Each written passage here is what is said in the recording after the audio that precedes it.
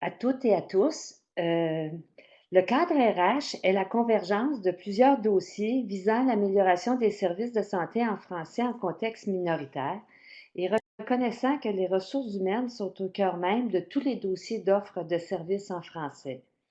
Ce webinaire est le second d'une série de 8 activités de formation sur le cadre RH et il se concentre sur la première étape du modèle d'action, connaître les besoins de la communauté francophone.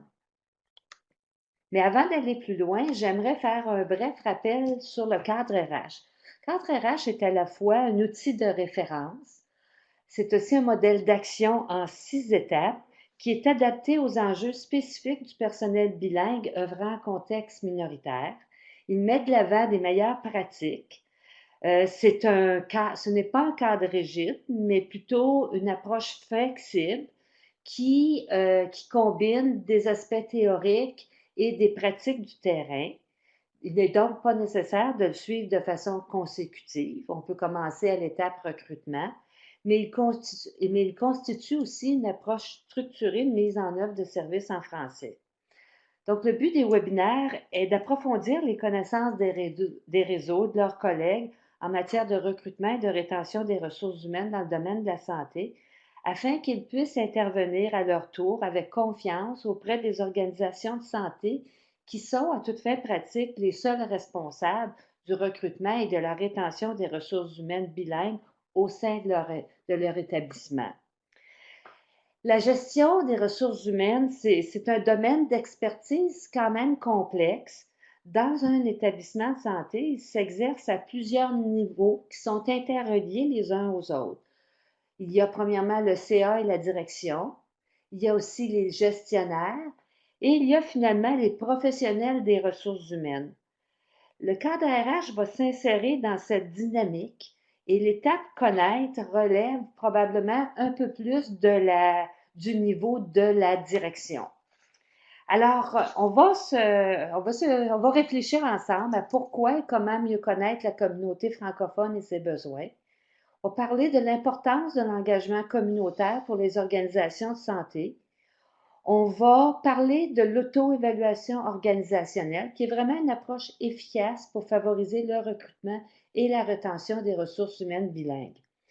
Le cadre RH permet au réseau de jouer un rôle conseil auprès des organisations de santé qui veulent accroître le nombre de professionnels de la santé qui peuvent, veulent et sont autorisés à offrir des services de santé en français au sein des organisations.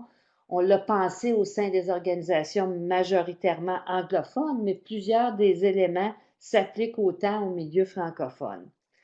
Aujourd'hui, nous allons réfléchir à l'importance de connaître les besoins. Et tout au long de la présentation, nous passerons du niveau réseau au niveau organisationnel de l'organisation. Aussi, la présentation sera bonifiée de témoignages du milieu. Alors, la première section, pourquoi et comment mieux connaître la communauté et ses besoins. Les francophones en contexte minoritaire savent qu'ils ne pourront recevoir tous les services en français. Mais l'usage du français est crucial à certaines étapes du cheminement au sein du système de santé. À titre d'exemple, à l'accueil et à la réception, au triage à l'urgence. Lorsqu'on signe un consentement aux soins ou à la chirurgie, on aime bien savoir ce que l'on signe. Lors des suivis et les instructions après une hospitalisation et qu'on doit retourner à la maison avec encore certaines tâches à faire. Et un autre exemple est la gestion complexe des maladies chroniques.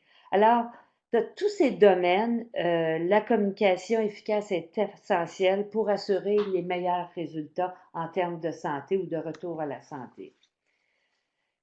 Qu'est-ce qu'une organisation doit connaître, devrait connaître pour se préparer à développer des services en français? On les a regroupés sous 4 grandes catégories. La première, elle devrait connaître un peu la communauté francophone. Qui est-elle? Quel est son profil sociodémographique? Ses besoins, ses priorités? Est-ce que c'est une communauté vieillissante? Est-ce que c'est une communauté qui est surtout jeunes familles, enfants? Les services à développer vont être un peu différents. L'organisation doit connaître les enjeux en matière d'accès linguistique en contexte minoritaire. Elle doit être sensibilisée à l'impact des barrières linguistiques. Elle doit comprendre un peu que pour des francophones, les francophones sont réticents à consulter lorsque ils savent on ne s'adressera pas à eux dans la langue. Alors, ce sont des éléments qui sont importants au moins à être sensibilisés. Une organisation doit connaître ses forces, ses défis, sa culture organisationnelle. Où en est-elle sur une échelle de diversité? Est-ce que c'est un établissement qui est très, très, très homogène, qui a eu peu d'impact d'arrivées nouvelles, ou est-ce que c'est une organisation qui est déjà en transition? C'est important de savoir où on se situe. Puis, elle doit finalement connaître les bonnes pratiques pour favoriser le recrutement et la rétention des ressources humaines bilingues. Dans son rôle conseil, les réseaux peuvent aider une organisation à se préparer à chacun de ces niveaux-là. Moi, je suis certaine que vous avez ce qu'il faut comme information et on va travailler à vous informer encore plus sur les bonnes pratiques de recrutement et de rétention. Mais pour réussir dans ce domaine de rôle conseil, le réseau doit être à l'écoute des besoins de l'organisation pour tenter de l'aider à solutionner ses enjeux, souvent un à la fois. Et c'est avec une telle approche qu'un réseau va réussir à se positionner comme un interlocuteur crédible puis un allié à la planification des services de santé en français auprès d'une organisation. Alors, on fait un petit sondage rapide. On n'entendra pas les réponses, mais ça fait rien. Pourquoi croyez-vous que c'est important de connaître les besoins? Je vous donne quelques secondes de réflexion. Dans le domaine de la santé, vous l'entendez tous les jours à la radio, vous en entendez les nouvelles. Les besoins sont nombreux et les ressources sont limitées. Alors, c'est important de connaître les besoins pour concentrer les efforts où ça compte, où on peut faire une différence. Ça, c'est important. C'est important de connaître les besoins de la communauté pour que la communauté sente qu'on l'écoute. Parce que si on l'écoute, on va combler les besoins prioritaires en premier. En tout cas, on va avoir un certain consensus des besoins sur lesquels on va travailler à combler un à la fois. C'est important de connaître les besoins si on veut obtenir une réponse positive de la communauté francophone aux efforts d'une organisation. Lors d'entrevues, je l'ai entendu, oh, nous avons fait telle chose, mais la communauté, on n'a pas eu de réponse. Ben, peut-être que c'était pas peut-être que l'intention était belle, était bonne, mais la façon n'était pas la meilleure et n'était pas la meilleure façon pour communiquer avec la communauté.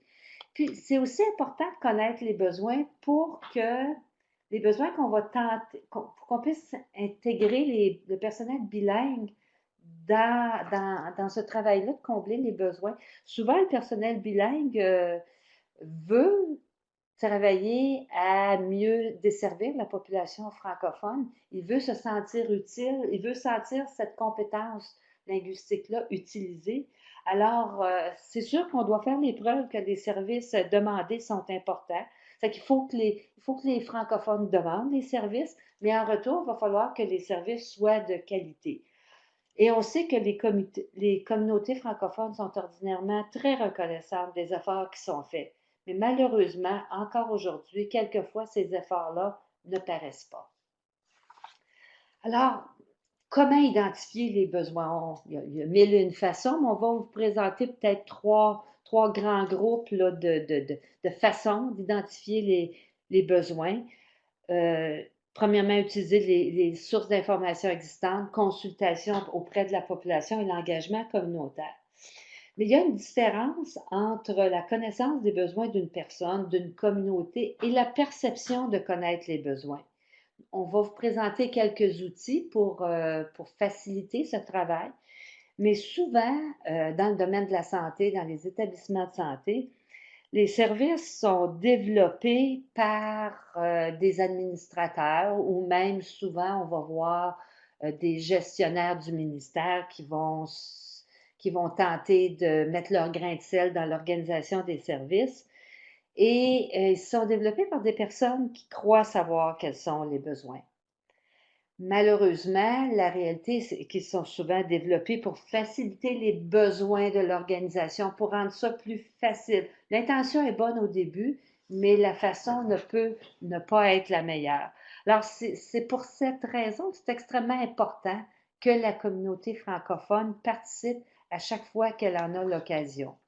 Alors, on va parler des sources d'information locales. Alors, c'est celles qui sont à la disposition de l'organisation de santé de façon beaucoup plus facile. Il y a ses propres statistiques générales. Toutes les organisations de santé doivent faire la collecte d'un certain nombre d'informations qui sont obligatoires, auxquelles ils peuvent ajouter des informations que eux souhaitent recueillir. Malheureusement, la variable linguistique est très peu souvent recueillis. Et ça, c'est probablement une des premières étapes et ça, c'est un des éléments qu'il faut suggérer le plus souvent possible. Mais si on n'a pas la variable linguistique, il y a d'autres façons d'aller chercher de l'information. Il y a les questionnaires de satisfaction sur la clientèle.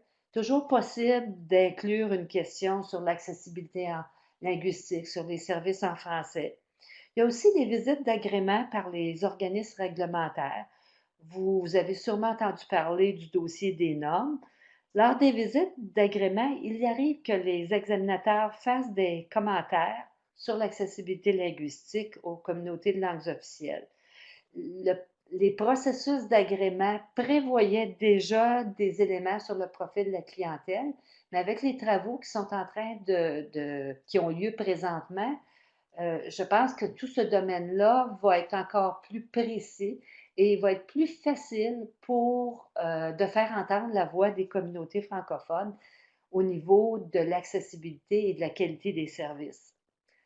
Il y a aussi quelquefois des recensions des services en français dans la communauté qui peuvent être faits à différents niveaux par une autorité régionale, mais aussi par un organisme communautaire. Et finalement, une organisation de santé peut faire des consultations, consulter la communauté francophone localement, que ce soit à travers un groupe focus ou un comité facultatif. Quelle que soit l'approche qu'on va retenir, il est important que les questions, des questionnaires, des activités aient lieu en français.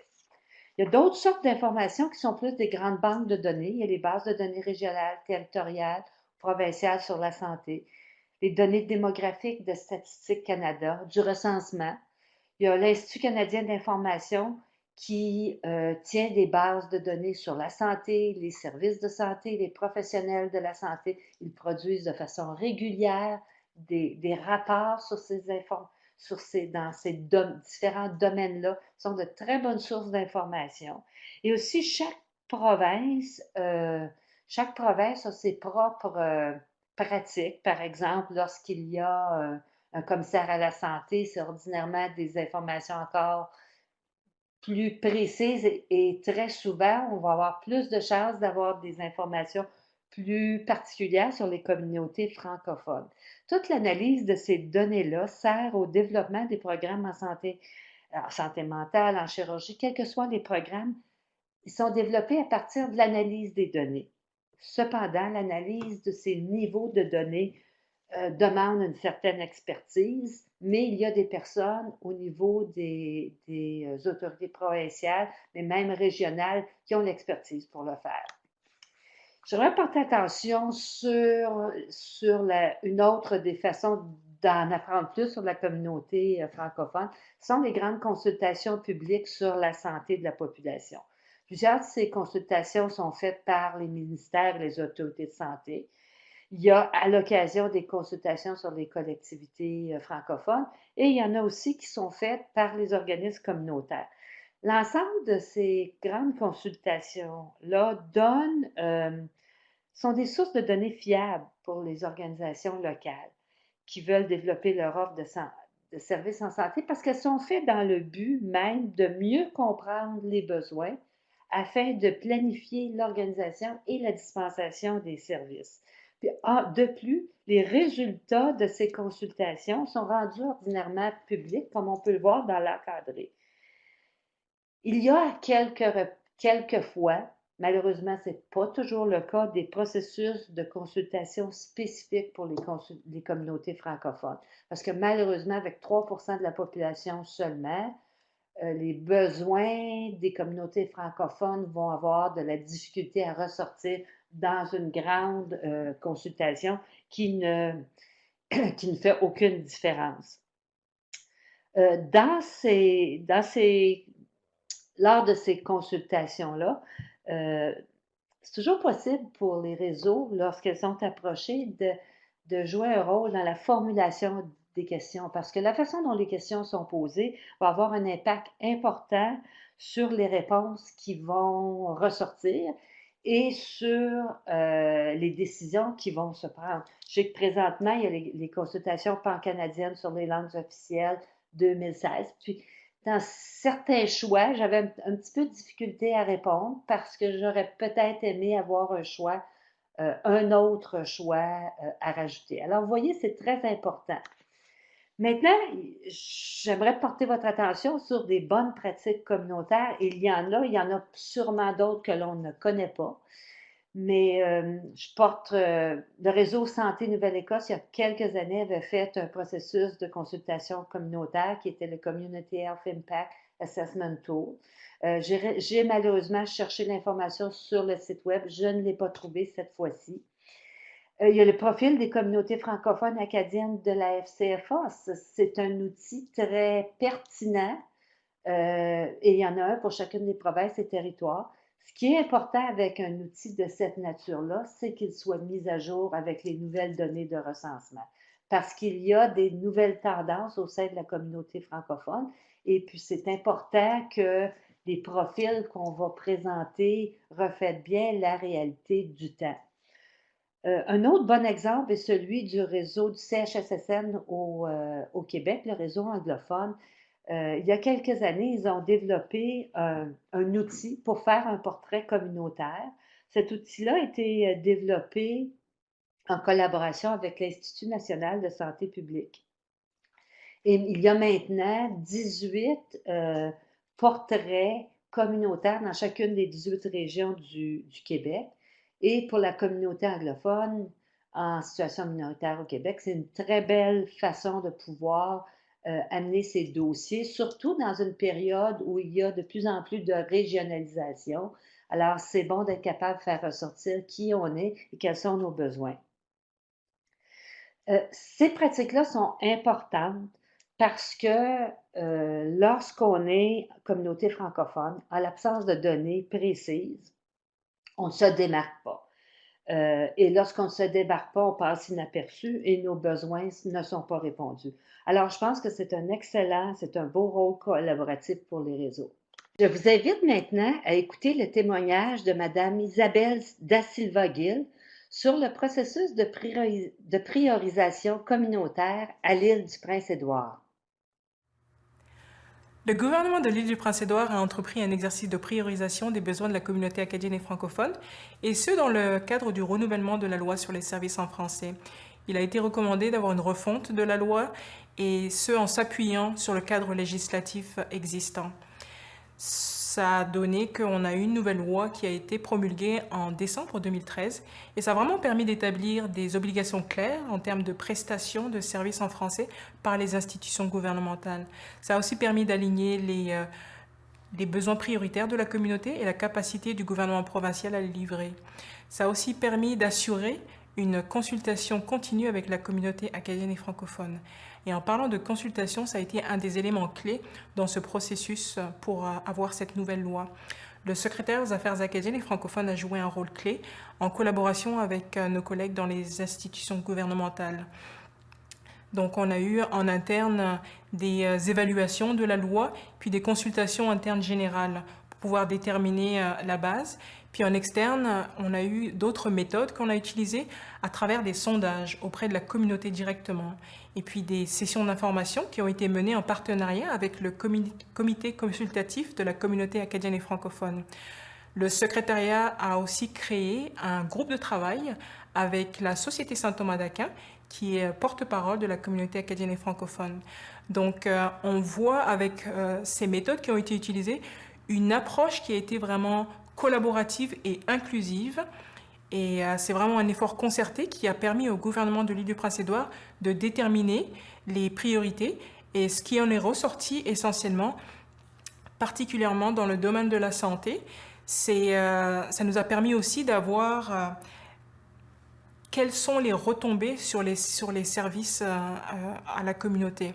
Donc, une des choses qui est ressortie comme priorité, comme haute priorité par la communauté, c'est l'importance des communications et de l'accès aux informations en français. Et puis, quand on parle de ça, c'est vraiment une question de qualité de service, mais aussi une question de sécurité. L'importance de faire l'engagement communautaire pour les organisations de santé. On a parlé des façons plus traditionnelles de connaître les besoins. En milieu minoritaire, il faut aller plus loin car on risque de passer inaperçu. Alors, il est important que les organisations de santé établissent des liens avec les communautés francophones qu'elles desservent pour en faire des partenaires à part entière et pour faire en sorte qu'elles puissent rencontrer leur mission de servir l'ensemble de la population. Alors, l'engagement communautaire, c'est une façon efficace de connaître et d'évaluer en continuité les besoins et les priorités des communautés desservies. L'engagement communautaire vise la participation des membres d'une collectivité à l'analyse, à la planification, à la mise en œuvre ou à l'évaluation de solutions aux problèmes qui la concernent. Alors, un lien direct. Mais pour que l'engagement communautaire puisse se faire, ça suppose une relation de confiance, un dialogue et une collaboration. Puis l'engagement communautaire devrait se centrer sur les besoins, les attentes et les souhaits des membres d'une collectivité. Alors, l'engagement communautaire va servir à rapprocher les organisations de santé des communautés qu'elles desservent. Il y a quelques années, j'ai visité des établissements de santé dans la région de Boston, tout particulièrement à Lowell. Et lorsqu'on visitait ce centre de santé communautaire-là, quand on entrait par la porte principale, il y avait un énorme ventilateur au-dessus de la porte. On était à l'automne, alors on se posait des questions sur la pertinence de faire fonctionner le ventilateur. Mais on m'a expliqué plus tard que cet établissement-là desservait une communauté qui provenait de l'Asie du Sud-Est. Et dans cette communauté-là, pour ces gens-là, c'était quand on allait à l'hôpital, on allait là pour mourir. C'était une communauté qui avait des problèmes importants de santé, mais elle ne venait pas à l'hôpital. Elle avait peur de venir à l'hôpital.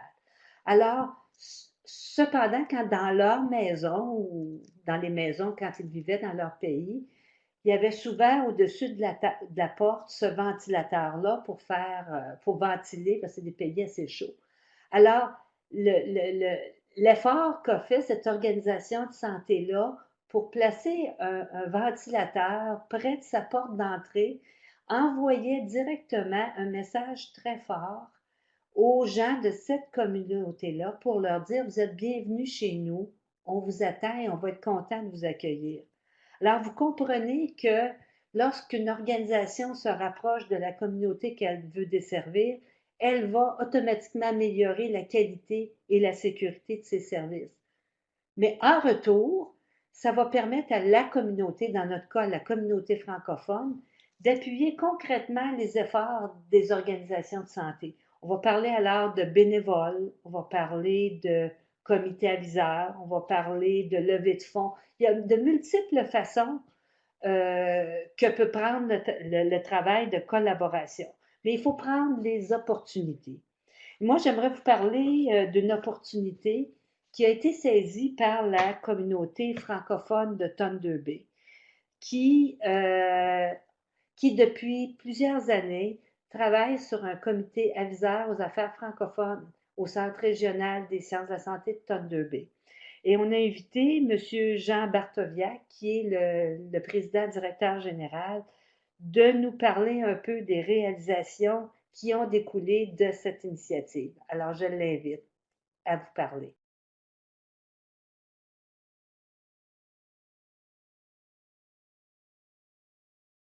Sa structure est essentiellement faite de représentants des principaux organismes communautaires de la région offrant des services à la population francophone. On y retrouve également une représentante de la communauté francophone qui siège au sein du conseil d'administration. Je préside ce comité-là également. Donc, un ensemble de personnes qui se sont engagées bénévolement pour guider nos réflexions, nos orientations quant à la desserte des soins de santé à la population francophone.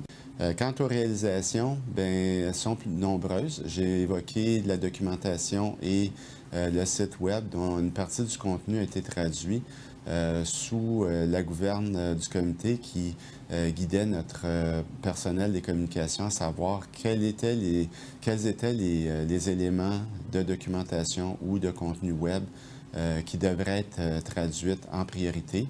On voudrait bien que tout le soit, mais évidemment, la tâche est monumentale, donc le comité nous aide à guider nos priorités. De plus, on l'a sollicité pour nous aider à organiser des rencontres en prévision de l'élaboration de nos priorités pour le plan stratégique 2020. Donc, le comité a été très facilitant pour rejoindre cette communauté. D'ailleurs, le comité, j'allais l'oublier, nous a aussi guidés dans l'élaboration de notre plan de main-d'œuvre au chapitre de l'identification des postes dits bilingues qui nous sert maintenant de fondement pour le recrutement de notre personnel ici même à l'hôpital. L'auto-évaluation organisationnelle est une approche efficace pour favoriser le recrutement et la rétention des ressources humaines bilingues. On sait que connaître les besoins est important, c'est ce dont on vient de parler, mais se connaître est nécessaire pour aller de l'avant et vraiment transformer l'organisation de façon durable. L'auto-évaluation organisationnelle est un processus guidé de réflexion et d'amélioration qui vise à faire le point sur sa situation actuelle en regard des services en français, à réfléchir aux progrès souhaités dans l'offre de services en français et à inscrire le rôle du personnel bilingue pour améliorer l'accessibilité linguistique.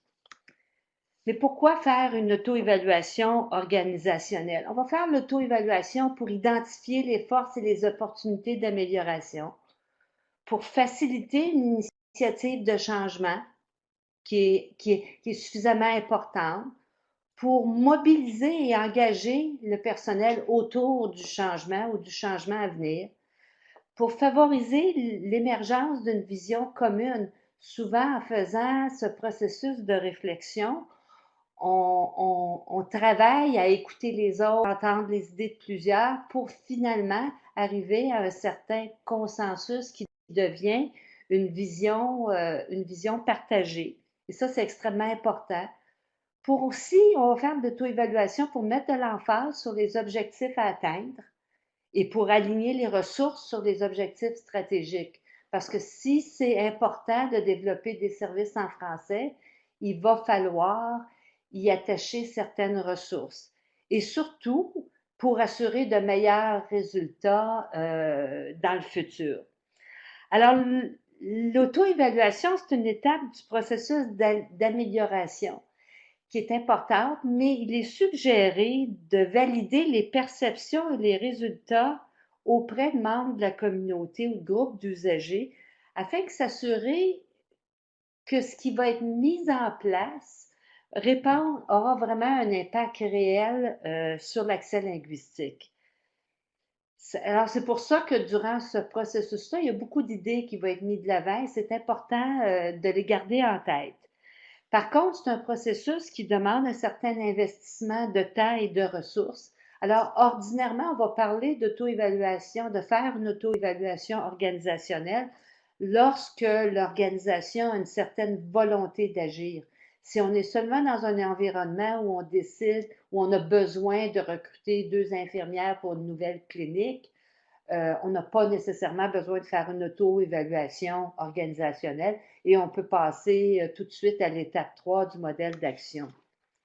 Alors, on a développé un outil pour faciliter, en tout cas pour qu'il y ait un outil à votre disposition.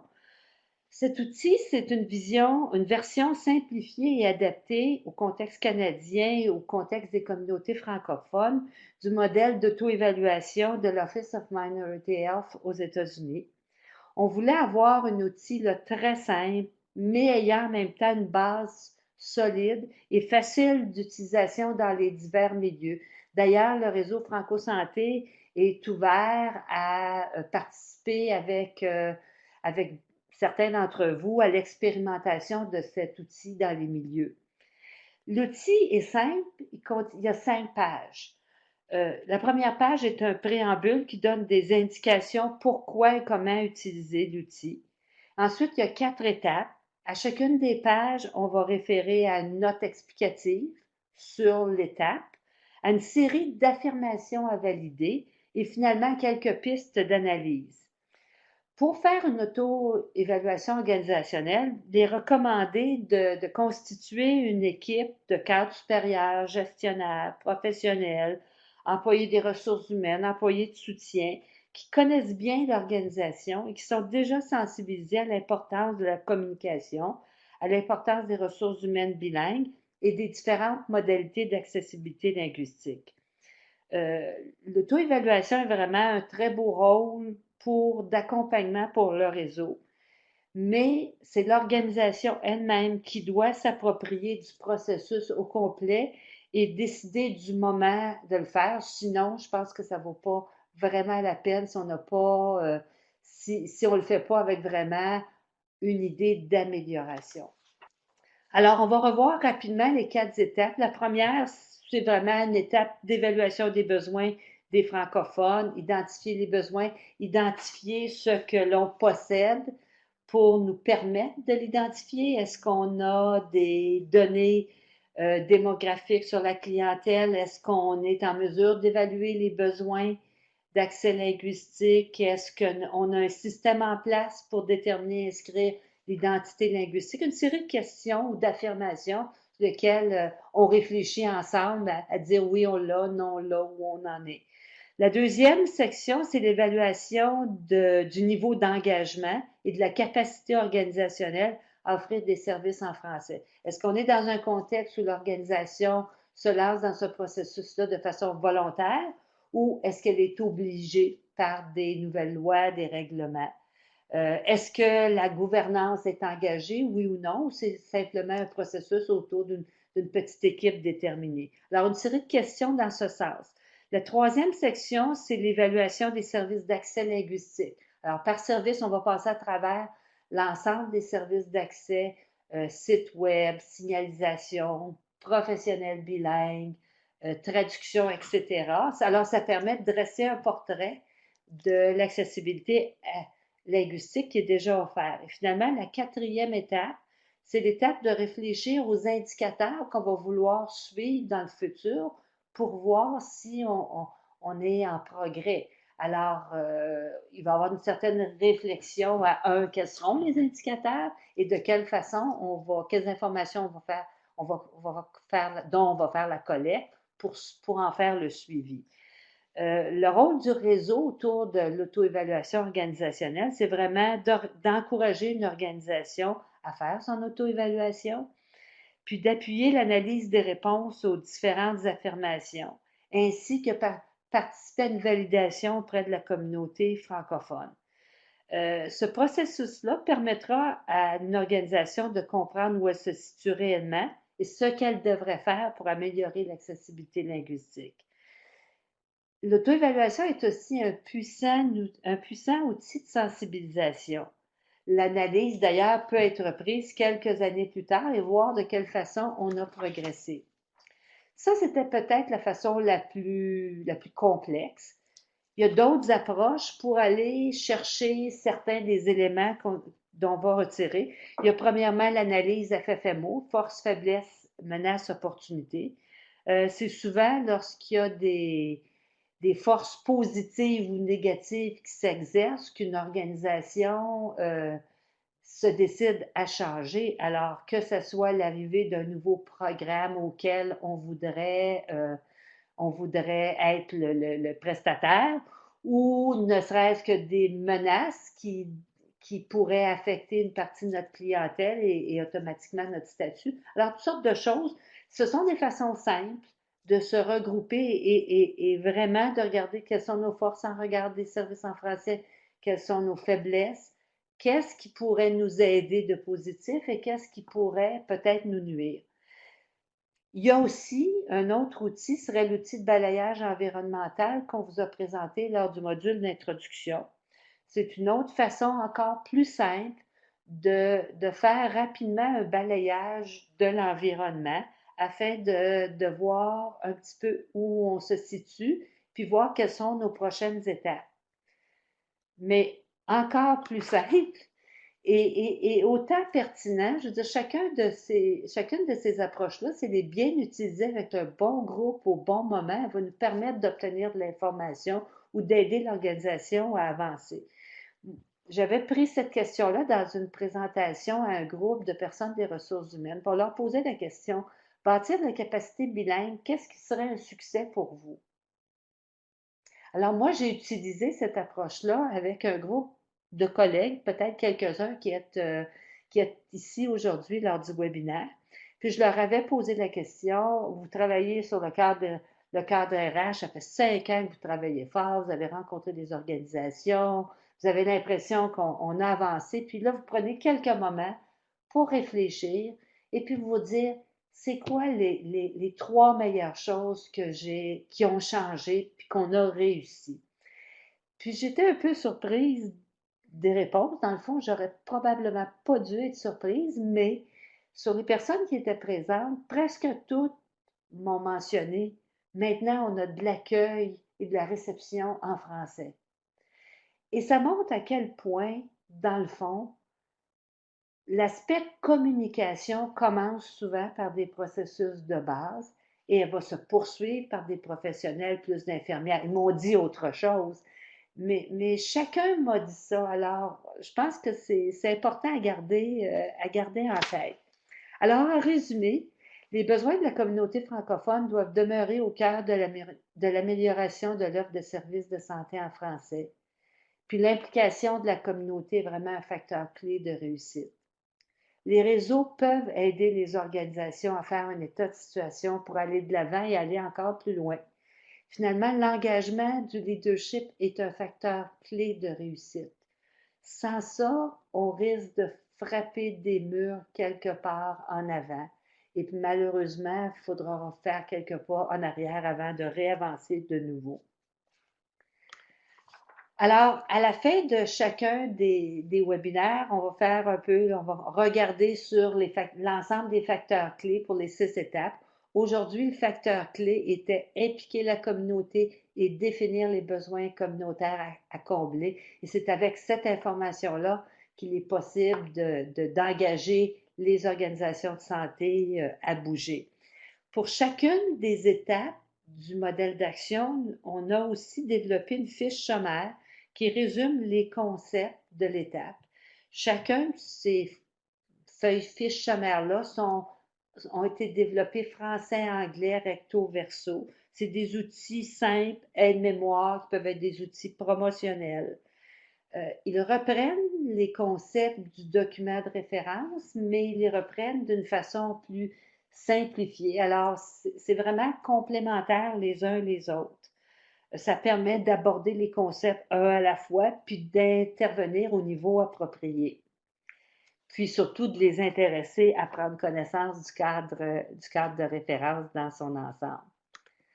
Alors, j'aimerais prendre quelques minutes pour remercier Madame Isabelle Da Silva-Gill et Monsieur Jean Bartoviac pour leur témoignage. Je pense que les ressources humaines bilingues seront intéressées et attirées par des environnements tels que ceux dont ils nous ont parlé, parce que ces environnements-là sont directement connectés aux communautés francophones. Je vous remercie à vous de votre attention et je vous invite au prochain webinaire qui portera sur planifier les services bilingues. Alors, un gros merci. Bonjour.